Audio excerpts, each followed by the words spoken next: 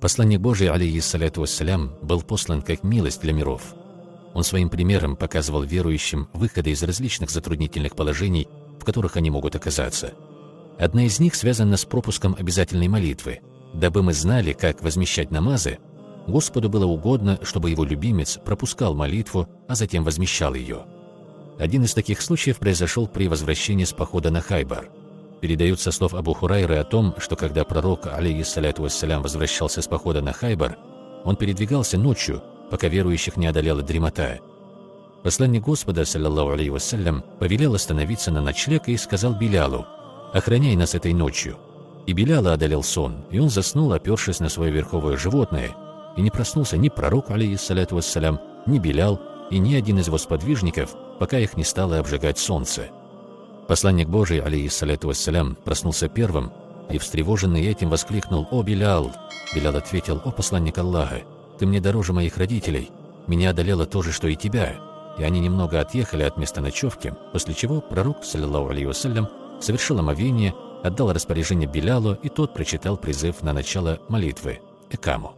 Посланник Аллаха, алейхиссаляту вассалям, со сподвижниками совершил коллективную утреннюю молитву, а после того, как закончил ее, он сказал: «Кто забыл совершить молитву, пусть совершит ее, когда вспомнит о ней.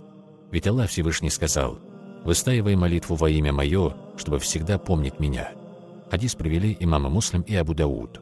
По некоторым источникам подобных случаев пропуска утреннего намаза было 3. Также посланник Господа, алейхиссаляту вассалям, изрек: «Если кто-нибудь забудет о молитве, пусть совершит ее, когда вспомнит о ней. Нет иного искупления за нее, кроме этого». Хадис привели имамы Аль-Бухари и Муслим. Был также случай, когда молитва была пропущена из-за сражения. В битве Урва-Хандак язычники не дали мусульманам совершать молитвы днем до тех пор, пока солнце не село. Тогда пророк, алейхиссаляту вассалям, повелел Билялу прочитать икаму для полуденного намаза, и они совершили эту молитву. Затем была прочитана икама для послеполуденного намаза, и они совершили его.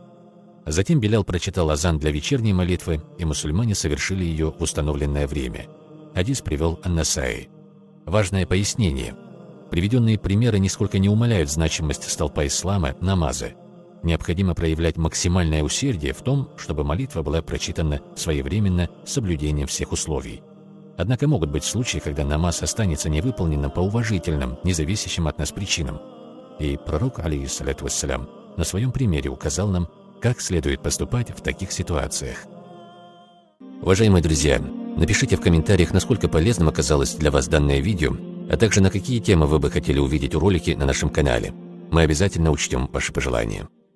Не забудьте подписаться на канал, поставить лайк, оставить комментарий и нажать на колокольчик.